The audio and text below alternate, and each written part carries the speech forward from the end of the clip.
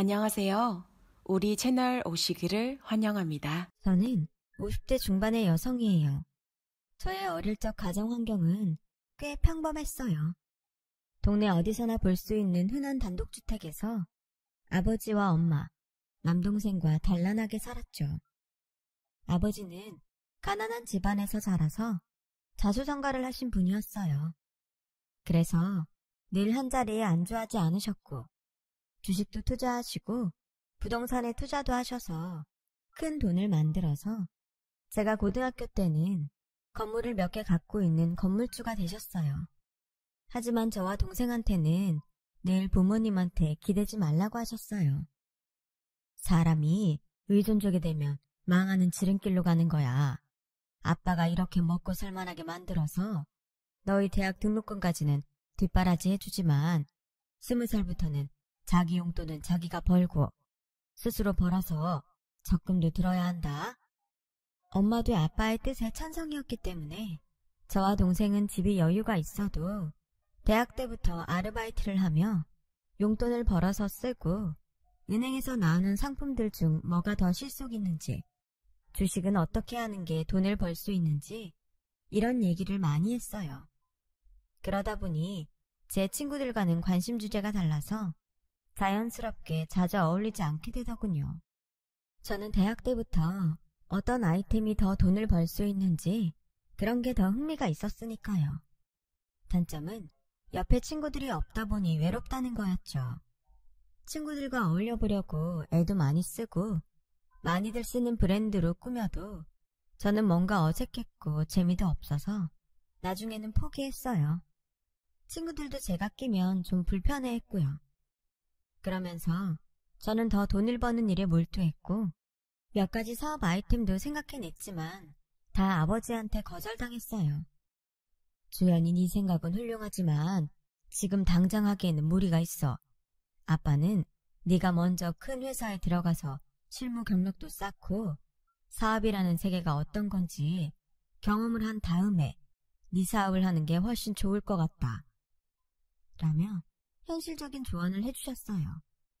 저도 아버지 말씀이 맞다고 생각해서 우선 취업을 하기로 했고 다행히도 4학년 2학기 때 한 대기업에 최종 합격하게 됐어요. 저는 기획팀을 가고 싶다고 했지만 배정이 된 곳은 인사팀이었어요. 제가 좀 실망해서 의기소침해 있자 아버지는 인사팀이 얼마나 좋은데 그러냐. 나는 오히려 잘 됐다고 생각한다. 사업을 하려면 기획력, 자금력도 중요하지만 사람을 볼 줄 알고 적재적소에 잘 배치할 줄 알아야 돼. 지금까지 배우지 못했던 것들을 배울 수 있는 좋은 기회라고 생각해라. 라고 하셨고 저는 그 말에 힘을 얻어 회사를 다닐 수 있었어요. 그리고 아버지 말씀대로 인사팀에서도 재미있는 일들이 많았어요. 신입사원 때는 사수가 시키는 대로만 열심히 하느라 잘 몰랐지만 나중에 같이 사원 연수 때 프로그램을 짜고 각자의 성격을 파악하기 위한 설문지 등을 만들 때는 전에는 몰랐던 재미가 느껴지더라고요. 의외로 적성에 잘 맞아서 정말 재미있게 일을 했죠. 그러면서 틈틈이 주식도 하고 적금도 이것저것 쌓여서 일하는 보람도 느낄 수 있었어요. 그렇게 2년 정도 지나고 저는 대리가 됐어요. 부모님도 좋아하셨지만 저는 저 스스로 뭔가 이루어내고 있다는 생각에 굉장히 뿌듯하고 기분이 좋았어요. 그때 저는 신입사원인 한 남자와 만나게 됐어요. 영업팀에 들어온 사람이었는데 나이는 저와 동갑이었어요. 얼굴 윤곽이 큼직큼직하고 호감형이었던 그 사람에게 저는 마음이 설렜어요. 다른 또래 남자 사원들은 제가 사무적이라며 편하게 대하지 못하고 어려워했는데 그 사람은 스스럼 없이 저에게 다가와서 더 그랬던 것 같아요. 여직원들 중에도 그 남자를 좋아하는 사람들이 꽤 있었는데요. 그런 사람이 저한테 상냥하게 대해주니 제가 더 빠져들어간 것도 있고요. 하지만 자신이 없어서 고백은 못하고 그저 그 사람을 바라보기만 했죠. 그런데 그 남자가 먼저 저한테 고백을 했어요. 김주현 대리님, 저랑 사귈래요?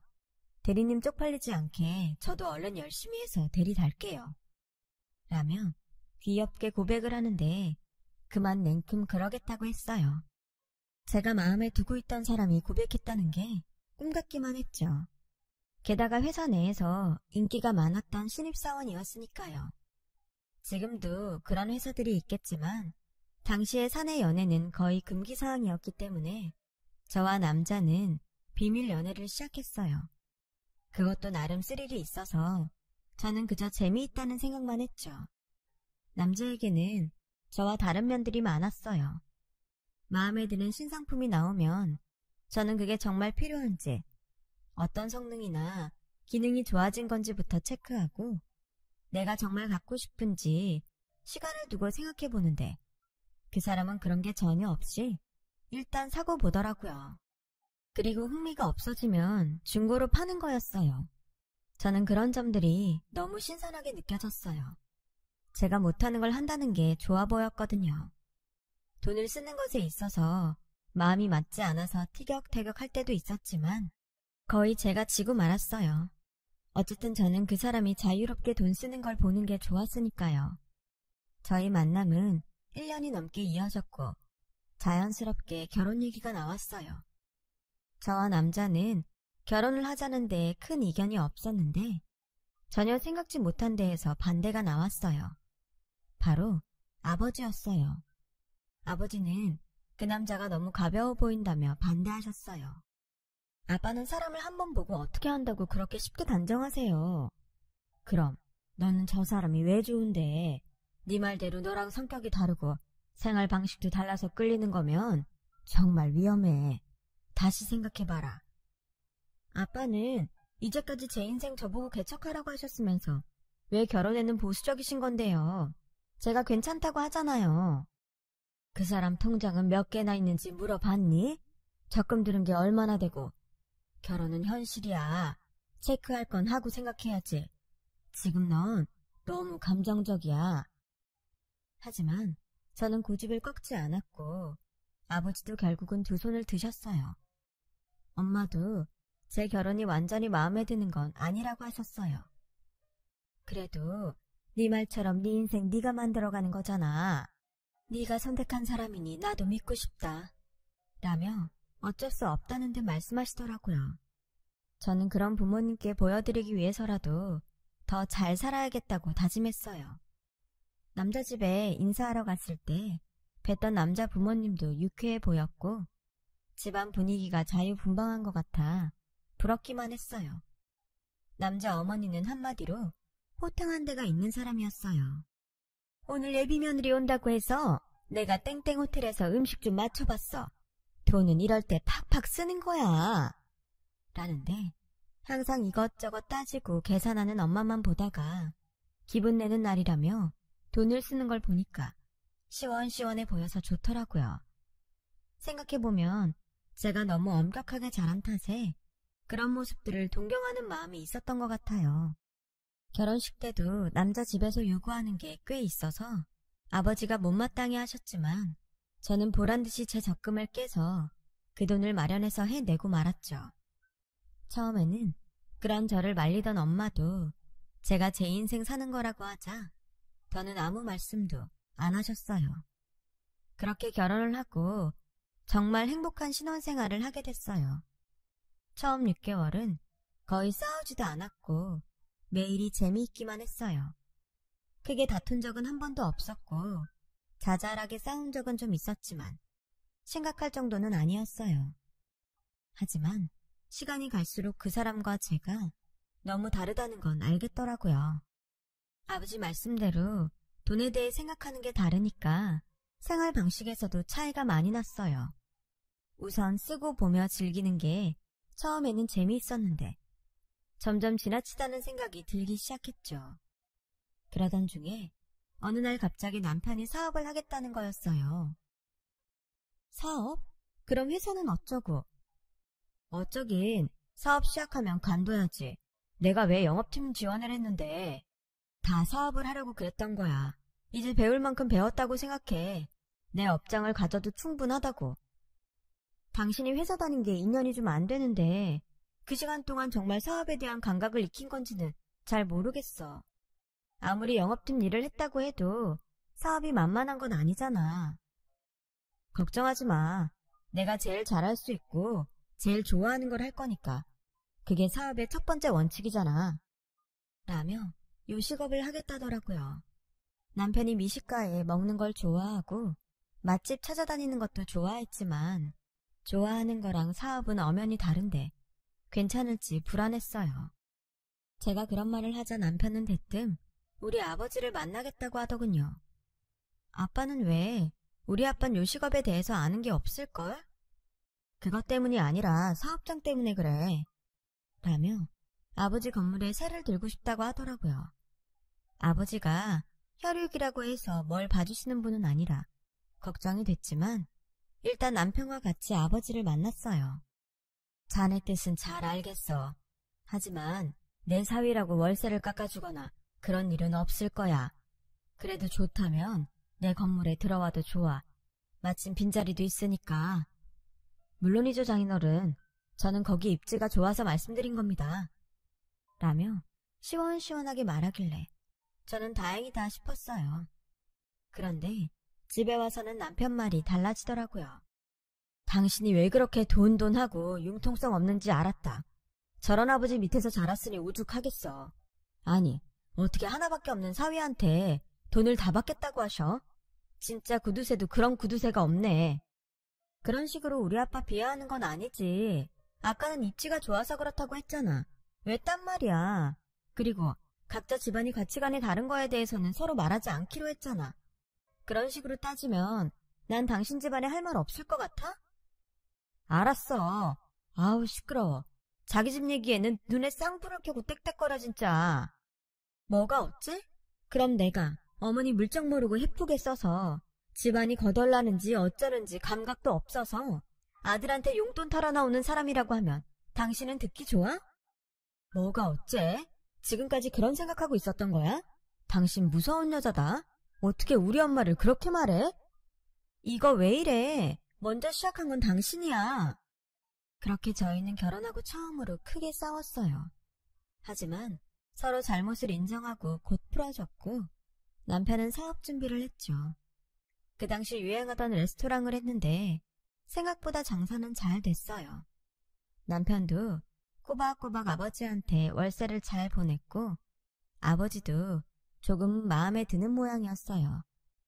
그렇게 한 1년 정도 지났을 때 생각지도 못한 불행이 닥쳐왔어요. 아버지가 갑자기 심장마비로 쓰러져서 돌아가셨거든요. 저희 가족은 너무 충격을 받아서 어쩔 줄 몰랐어요.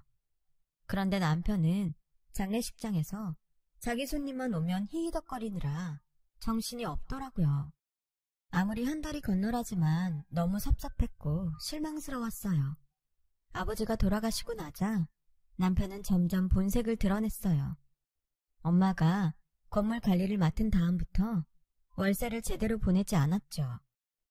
어차피 그 월세는 아버지가 원래 남편 사업을 지켜보고 남편이 사업을 잘 꾸려나갈 때쯤 안 받으시려 했던 거라더군요. 그래서 안 받아도 상관이 없는 돈이었어요. 하지만 아버지 돌아가시고 얼마나 됐다고 저러는 남편이 밉더군요.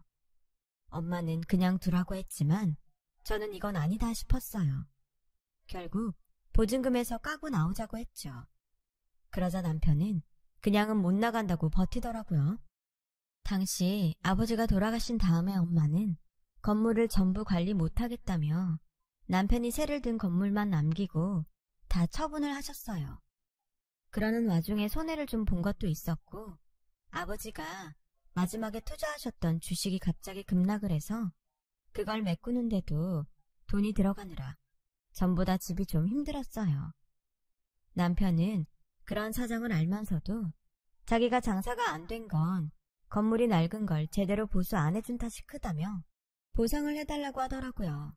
그러면서 어느새 변호사까지 선임해서 엄마 앞으로 내용증명을 보낸 거였어요. 아니, 이런 게 내용증명 보낼 이유가 된다고? 그런 법이 어딨어? 라며 제가 화를 냈지만 남편은 눈 하나 깜짝하지 않더라고요. 알고 보니 남편은 일부러 아버지께 은행 계좌로 돈을 주지 않고 직접 만났을 때 월세를 주고 그걸 제대로 기록하지 않은 걸 빌미로 자기가 월세를 다 냈는데도 보증금을 안 주겠다고 한다며 거짓 자료를 만들기도 했더라고요. 매사에 철저했던 아버지가 그래도 사위라고 직접 만나서 주겠다는 월세를 그냥 받으셨던 걸 이런 식으로 악용할 줄은 정말 몰랐어요. 저는 더는 못 살겠다고 이혼하자고 했어요. 내가 아버지 말을 들었어야 했는데 인사팀에 있었어도 사람 보는 눈은 완전 꽝이었어. 당신이 이 정도로 저질스러울 줄은 정말 꿈에도 몰랐어. 저질? 너 그거 나에 대한 모욕이야? 명예훼손이라고. 나 너 고소할 거야. 라더니 주머니에서 작은 녹음기를 꺼내는 거예요. 거기에 월세 문제로 다툰 건 지우고 제가 이혼하자고 하면서 자기한테 말한 것들만 증거로 제출해서 정말 저를 고소하더군요. 엄마는 저희 고소를 취하하는 조건으로 남편에게 보증금을 다 내줬고 남편과 시어머니는 가게뿐만 아니라 집에서도 돈 되는 건 다 챙겨갔어요. 결국 딸 때문에 많은 걸 잃게 된 것 같아 정말 피눈물이 났어요. 하지만 엄마는 그런 저를 위로하셨어요. 아니야, 이것도 내가 다 계산해보고 내린 결정이야. 우선 너는 이서방한테 있는 증거가 하나도 없잖아. 게다가 내 건물에서 쫓겨날 판인데 누가 봐도 네가 가해자로 보일 수밖에 없었어. 그 녹음까지. 그런 돈은 그냥 잊자. 우리가 다시 벌 수 있잖아. 며칠 지나고 나니 정신이 좀 또렷해지더라고요. 뭘 해야 될지도 알겠고요. 미국에서 박사과정을 하고 있던 남동생과 통화해서 서로 자금이 어느 정도 있는지 확인을 했어요. 그리고 적금 하나를 들어서 둘이 돈을 반반씩 내기로 했어요. 주식도 좀 더 공격적으로 투자하기로 했고요. 전 남편은 잘 모르는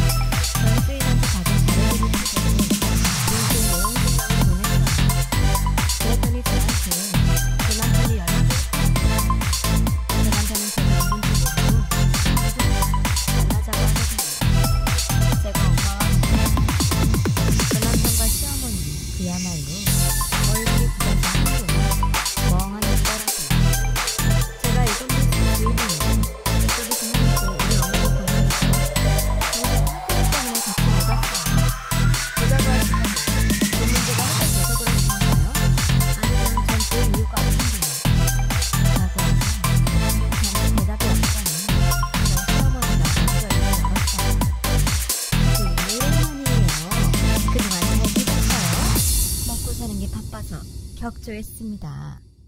제가 왜 그쪽 사부인입니까? 그런 사이 끝난 게 언젠데요.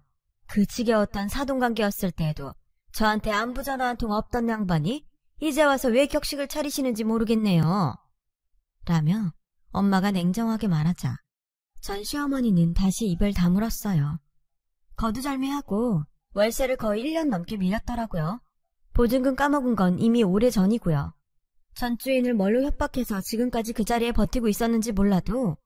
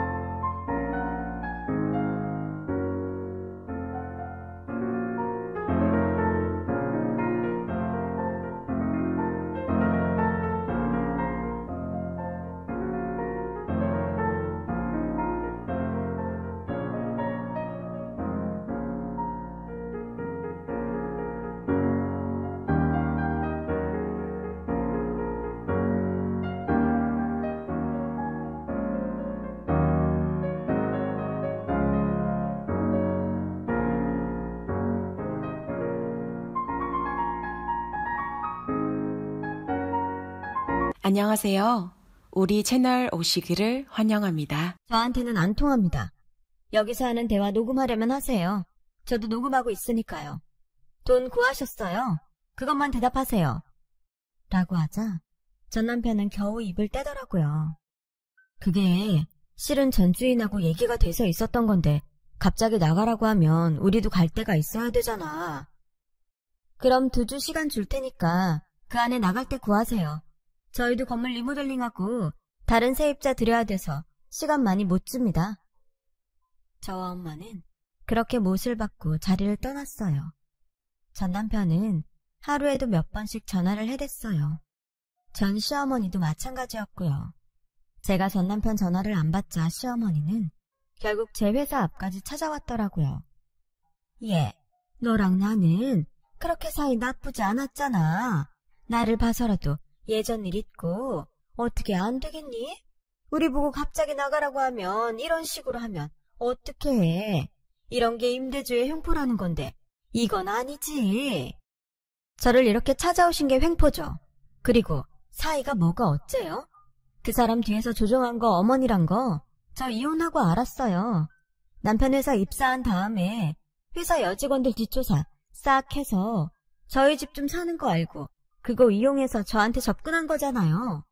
원래는 저희 집 재산 쏙 빼먹으려다가 엄마 아빠가 호락호락하지 않으니까 생각처럼 안 돼서 되게 힘드셨다면서요. 저도 뒷조사해서 다 알았어요. 그러니까 제 앞에서 생쇼 그만하세요 할머니. 라고 하자 시어머니는 급하게 저를 잡으며 아니다 얘. 그거 다 오해야 오해. 네가 잘못한 거야. 잠깐 얘기 좀 하자. 오해는 무슨 오해. 내가 흥신소통해서 자료도 다 확보했어. 당신도 거기다 부탁해서 내 뒷조사 다 했잖아. 우리 집안 재산도 전부. 나도 다 배운 대로 하는 거야. 항상 녹음기 갖고 다니면서 녹음하고 자기들 유리한 부분만 따서 증거자료 제출하고 그런 식으로 물먹인 사람 한둘 아니라던데? 어디 나랑도 한번 붙어보고 싶으면 해보시던지. 내가 예전처럼 호락호락할 줄 알아? 라고 하니 그제야 물러나더라고요. 하지만 전 남편은 포기하지 않고 저를 또 찾아왔어요. 주연아, 너 진짜 이러는 거 아니야. 내가 무슨 녹음을 해. 혹시 예전에 내가 너가 한 말 녹음한 것 때문에 그래? 그건 그만큼 나도 간절했으니까 어쩔 수 없었어. 나 한 푼 증거 없이 너랑 이혼하면 어떡하겠어. 물론 네가 좀 억울한 부분이 있었겠지만 나도 어쩔 수 없었다고. 그럼 그때 네가 앞에 했던 말은 잘라먹고 내가 했던 말만 증거로 제출한 거 인정하는 거네? 내가 치사했다. 옹졸했어. 그러니까 나랑 이제 얘기 좀 하자. 라길래 저도 녹음기를 꺼내서 보여줬어요. 네가 다 인정했어. 그러니까 약속한 날짜에 안 나가기만 해. 이걸로 너 사기죄로 고소해버릴 테니까. 고소가 얼마나 골치 아픈지 네가 더 잘 알지? 맨날 하던 짓이니까. 어디 이번엔 네가 독박 써봐.